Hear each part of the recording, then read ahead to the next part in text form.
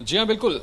ये उम्मीद की जा रही थी कि आज ही आदर्श ऐलान कर दिया जाएगा, अनाउंसमेंट किया जाएगा नई सरकार को लेकर के, लेकिन जिस तरह से आईएसआई चीफ पहुंचे और मुल्ला बरादर के साथ उनकी तस्वीर, मुल्ला बरादर के साथ उनकी मुलाकात, ये जरूर दिखाता है कि कहीं ना कहीं दो फ्रंट की वजह से शायद ये ऐलान अभी 2-3 दिन टला है। एक, जो पाकिस्तान, चाइना, रशिया जैसे देश हैं वो इंटरफेयर कर रहे हैं, वो अपनी ज्यादा से ज्यादा पैठ चाहते हैं इस सरकार में। संभव है कि वो डेलिब्रेशंस अभी तक कंक्लूड नहीं हो पाई। और दूसरा, पंजशीर में जो मिलिट्री एंगेजमेंट चल रही है पंजशीर के साथ तालिबान की, शायद इस वजह से 1-2 दिन ये अनाउंसमेंट टल गई है। लेकिन पाकिस्तान के आईएसआई चीफ का वहां जाना बड़े मायने रखता है और ये बिल्कुल दिखाता है कि छाप कितनी पाकिस्तान की होने वाली नई सरकार में। और पाकिस्तान पूरी तरह से कोशिश कर रहा है कि ज्यादा से ज्यादा वो अपने सपोर्टेड लोगों को वहां पर अकोमोडेट करा सके। हालांकि एक और महत्वपूर्ण बात जरूर मैं बताना चाहूंगा कि मुल्ला बरादर वही हैं जो सालों पाकिस्तान की जेल में बंद थे। तो पाकिस्तान के लिए एक ये ट्रिकी इशू भी है कि मुल्ला बरादर को जितना ज्यादा हो सके गुड बुक्स में लेना पड़ेगा। उस चैलेंज को भी एड्रेस करना पाकिस्तान के लिए जरूरी है। ये वो भी दिखाता है कि पाकिस्तान को कहीं ना कहीं इस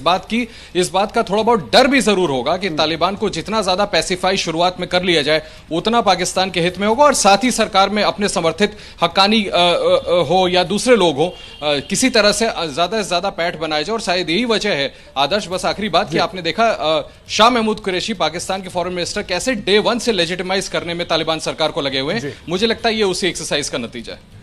ठीक है आशीष, आप रहे हमारे साथ। अशोक सज्जनहार साहब भी मौजूद हैं, पूर्व राजनयिक हैं आप। अशोक सर, मैं आपके पास आ रहा हूं। मैं समझना चाहूंगा, भारत जो है उसकी कूटनीतिक कोशिश अपनी तरफ से जारी है। खैर, इस पर बात करेंगे सज्जनहार साहब से, लेकिन पहले गुरमीत सर मैं आपके पास आ रहा हूं। ये जो स्थिति बन गई है, अभी तक आईएसआई जो है वो दबे छिपे नजर आ रहा था। हालांकि भारत की तरफ से बार बार ये बात कही जा रही थी और पूरी दुनिया कह रही थी कि आईएसआई का इसमें बहुत बड़ा हाथ है तालिबान को आगे बढ़ाने में। अब तो सब कुछ खुलकर सामने आ गया सर। बिल्कुल जी, आपने बिल्कुल ठीक कहा। जो पाकिस्तान की इंटरफेरेंस है, पाकिस्तान जो इस पूरे प्रॉब्लम के पीछे में रहा है और सालों से, डिकेड से रहा है, ये सबके सामने में आ गया है। इस क्षण के ऊपर में पंजशीर के अंदर में पाकिस्तान ने अपने स्पेशल कमांडोज भेजे हैं, सीनियर ऑफिसर्स भेजे हैं, अपनी फोर्सेस के दस्ते भेजे हैं। जो सैटेलाइट पिक्चर और इंटेलिजेंस रिपोर्ट के मुताबिक उन्होंने जो हेलीकॉप्टर, जो बख्तरबंद गाड़ियां, जो तोपें भेजी है और अपने स्पेशल कमांडो भेजे हैं, वो सबके सामने में है। दूसरी तरफ दोहा के अंदर में डिप्लोमेटिक मीटिंग कर रहा है। और तीसरा, ये सबसे बड़ी जो बात आपने कही है आपकी चैनल ने, कि जो डीजी आईएसआई है जो वहां पे पहुंचे काबुल में, क्यों पहुंचे हैं, और इतना लेवल का जो ऑफिसर है। और आप देखिए कि ये जो मैं कहूंगा इसकी टाइमिंग ये दिखाती है कि कुछ ना कुछ तो गड़बड़ है, कुछ तो रिवर्स हुआ है। ऐसा लगता है कि सरकार की फॉर्मेशन के अंदर में बहुत कठिनाइयां होंगी और जितने भी उसके अंदर में हिस्सा चाहते हैं उसके ऊपर में आईएसआई के ही लोग हैं।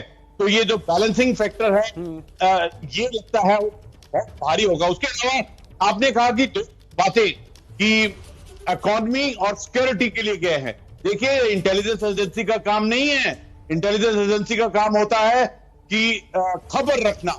लेकिन ये वाली जो इंटेलिजेंस एजेंसी है आईएसआई पाकिस्तान की, ये सदा ही इंटरफेरेंस करती रही है। और इसी ने ये जो पूरी संकट है अफगानिस्तान की, इसके अंदर में जो इनका रोल रहा है वो सबसे बड़ा है। लेकिन एक बात कहना चाहता हूं, ये जो आपने शब्द इस्तेमाल किया इकोनॉमी वाला, ये अवश्य चाइना के लिए वहां दलाली करने गए होंगे कि किस प्रकार चाइना अपना बिजनेस चाहता है, एमओयू चाहता है और उनसे कमिटमेंट चाहता है। उनका डीजी आईएसआई का वहां जाना दिखाता है कि पंजशीर के अंदर में काफी रिवर्सेस हुए होंगे। ठीक है सर, लेकिन इसीलिए बहुत जरूरी हो जाता है कि इसीलिए बहुत जरूरी हो जाता है कि ऐसे में भारत की जो कूटनीतिक कोशिश चल रही है, क्योंकि भारत लगातार अफगानिस्तान के हालात पर नजर बनाए हुए है, उस पर क्या कुछ बदलाव होना चाहिए या भारत किस तरह से इसको देख रहा है या क्या कदम आगे उठाए जा सकते हैं, उस पर बात करने के लिए चलेंगे अशोक सज्जनहार साहब के साथ। लेकिन उसके पहले ये तस्वीरें हम आपको दिखा दें, बहुत खास तस्वीरें हैं ये। फैज अहमद को आप देख रहे हैं, आईएसआई चीफ जो काबुल पहुंचे हैं, और कहा यह गया कि वो पहुंचे हैं इकोनॉमिक कमेटी के साथ जो वहां पर सुरक्षा का जायजा लेगी और किस तरीके से दोनों देशों के बीच व्यापार बेहतर हो सकता है, उस कमेटी के साथ पहुंचे हैं बातचीत करने के लिए। लेकिन एक इंटेलिजेंस चीफ का वहां पर पहुंचना कई इशारा करता है। अशोक सज्जनहार साहब, मैं आपका रुख कर रहा हूं, पूर्व राजनयिक हैं सर। मुझे ये बताइए, भारत लगातार स्थिति पर नजर बनाए हुए है। अब तक आईएसआई को लेकर बातें हो रही थी, भारत अच्छी तरह से ये जान रहा था, अब तो सब खुलकर सामने आ गया। इंटेलिजेंस चीफ वहां पर पहुंचते हैं इकोनॉमी की बात करने के लिए, सिक्योरिटी की बात करने के लिए। क्या रणनीति होगी भारत की? देखिए, ये तो बहुत पहले से ही मालूम था आदर्श, जो ये आईएसआई वहां से जुड़ा हुआ है। इनफैक्ट तालिबान को वहां पर पैदा करने में अगर देखा जाए 1994 में, तो आईएसआई का बड़ा हाथ था। जनरल नसीरुल्लाह बाबर थे, उनका बहुत बड़ा हाथ था। और उसके बाद 2001 से लेकर 2021 तक जिस अगर देश ने और जिस एजेंसी ने इसको सपोर्ट किया है वो है आईएसआई।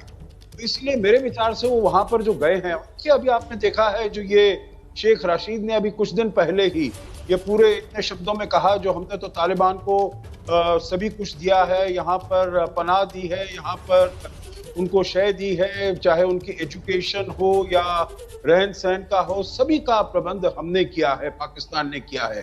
तो मेरे ख्याल से किसी को अगर ये शक शुबा था, नहीं होना चाहिए था, पर अगर था तो एकदम खत्म हो गया है।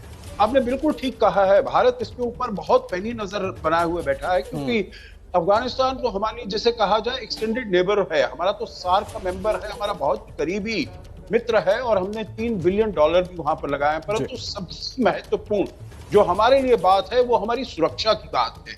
और इसलिए आपने देखा होगा जो कुछ दिन पहले जब हमारे राजदूत जो कतार में है, दोहा में है, उनकी मुलाकात हुई इनसे शेर स्तानिकज़ाई से, तो उन्होंने सबसे पहले यही कहा, जो हमारी सुरक्षा को आप अपनी धरती को किसी भी आतंकवादी गुट के लिए प्रयोग होने के लिए, इस्तेमाल होने के लिए आप बिल्कुल इसको मत छोड़िएगा। तो उन्होंने हमें ये आश्वासन दिया है। और भी कुछ जो प्रेस स्टेटमेंट्स आए हैं, चाहे अनास हक्कानी का हो या और किसी का हो, उन्होंने भी कहा है जो ये कश्मीर का जो मामला है, ये भारत का अंदरूनी मामला है या भारत और पाकिस्तान के बीच का मामला है, हम इसमें कोई दखलंदाजी नहीं करेंगे। तो ये हमारे लिए बहुत महत्वपूर्ण है। और दूसरी बात, जो हमारे वहां पर बहुत ही कम चुनिंदा लोग हमारे वहां पर फंसे हुए हैं, सभी को तो हमने निकाल लिया है, परंतु 15-20 शायद ऐसे लोग होंगे, भारतवासी होंगे, जो कि वहां पर फंसे हुए हैं।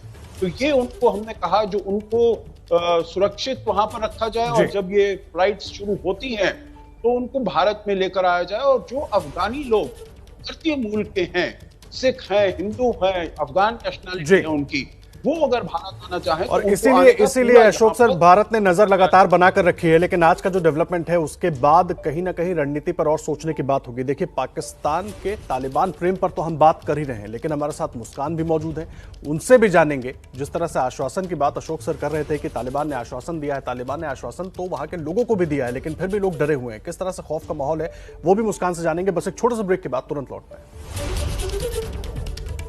खबर दिन भर एसोसिएटेड बाय नोस्कार्स। कोई भी दाग हो या अनइवन स्किन टोन, बस अप्लाई कीजिए नोस्कार्स। आप इंश्योरेंस के खिलाफ क्यों हैं? ये इंश्योरेंस मिडिल क्लास लोगों के लिए नहीं। एबीपी न्यूज आपको रखे आगे। एबीपी न्यूज आपको रखे आगे।